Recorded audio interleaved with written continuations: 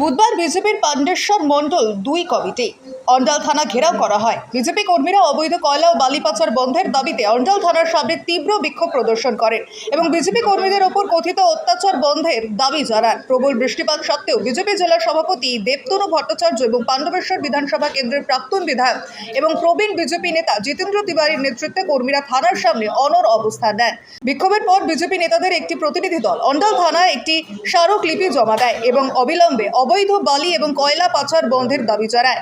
BJP সতর্ক করে দিয়েছে যে তাদের দাবি মেনে না নিলে ভবিষ্যতে আরো বড় আন্দোলন করা হবে।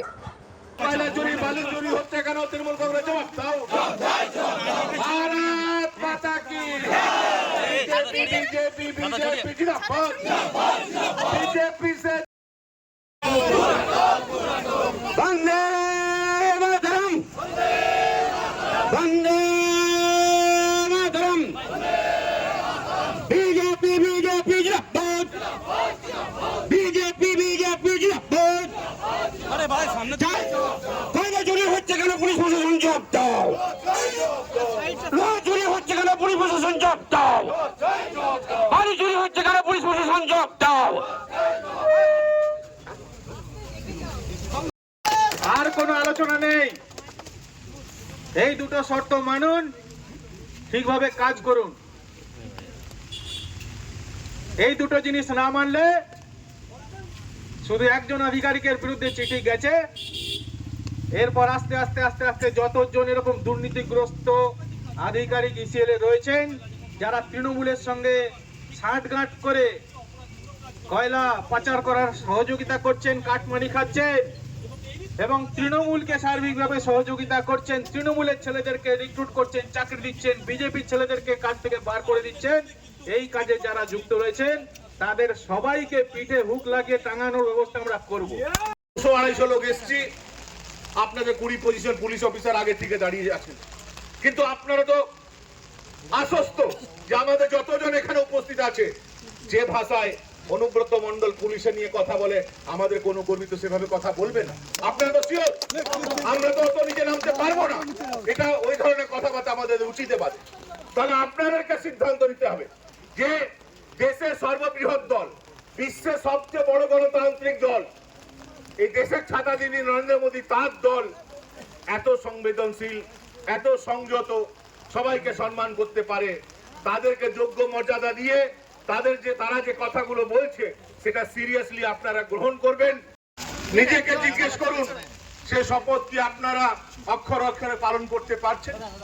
যদি না পারছেন তাহলে আমাদের এই ডেপুটেশনকে কাজে লাগিয়ে যখন তৃণমূল কংগ্রেসের নেতারা আপনাদেরকে ফোন করবে যে কয়লা চুরি চলতে দিতে হবে, বালি চুরি হবে, লোহা চুরি হবে, তখন আপনারা বলুন যে না, বিজেপি বলেছে এটা চলতে দেব না, আমরা ওটা বন্ধ করতে চাই।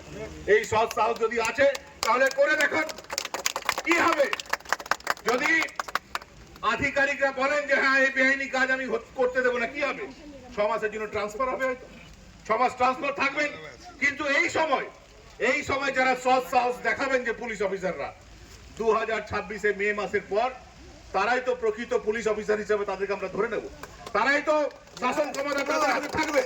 সিদ্ধান্ত আপনাদেরকে নিতে হবে যে আগামী 6 মাস এই কয়লা চোর, লোহা চোর, বালি চোর তৃণমূল কংগ্রেসের দাসত্ব করবেন না সংবিধানে যে শপথ নিয়েছেন সে শপথ পালন করে বেআইনি কাজকর্ম বন্ধ করবেন।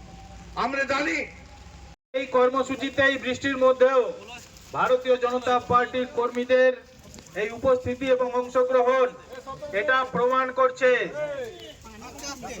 যে 2026-এ লড়াইটা কিন্তু দাঁতে দাঁত চেপে লড়ার জন্য বিজেপির প্রত্যেকটা কর্মী প্রস্তুত আছে। আমরা কিছুদিন আগে জেলার পক্ষ থেকে ইসিএল এর একজন আধিকারিকের বিরুদ্ধে আমরা অভিযোগ জানিয়েছিলাম কয়লা মন্ত্রীর কাছে। গতকাল উনি আমার কাছে 5 জন লোক পাঠিয়েছিলেন, বসতে চাইছেন। আমি তো বললাম বসার দরকার নেই, আমার দুটো শর্ত আছে। এক শর্ত হচ্ছে নরেন চক্রবর্তীর দালালি বন্ধ করতে হবে, আর দ্বিতীয় শর্ত হচ্ছে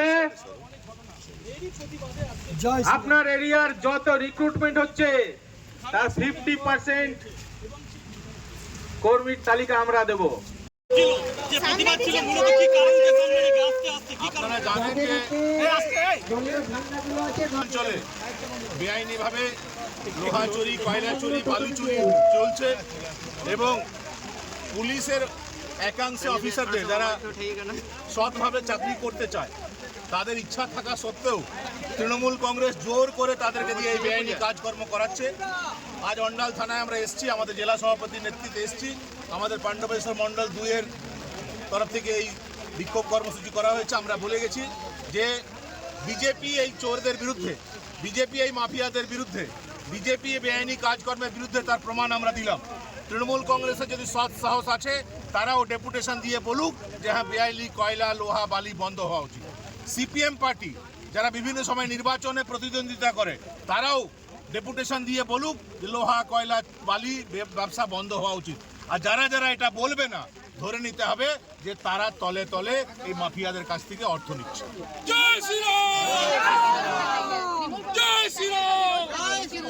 क्या बोल रहे हैं? 26 के बाद वो लोग अपना नाम बांग्लादेश में ट्रांसफर कर ले, वहीं पर जाके वोट में खड़ा होगा। बंगाल में उन लोगों को रहने का कोई जगह भी नहीं मिलेगा। बंगाल की जनता देख रही है 2026 के बाद जो भी तृणमूल कांग्रेस के यहाँ नेता हैं हम उनको बोलेंगे कि वहाँ पर क्या नाम है की ना, यूनुस ने की नाम, यूनुस से भेंट कीजिए और मोहम्मद यूनुस से भेंट कीजिए और बांग्लादेश में अपना नाम वोटर लिस्ट में ले लीजिए, क्योंकि 2026 के बाद वही लोग का ड्रेन और साफ करने का नौकरी आप लोग को वहाँ मिलेगा।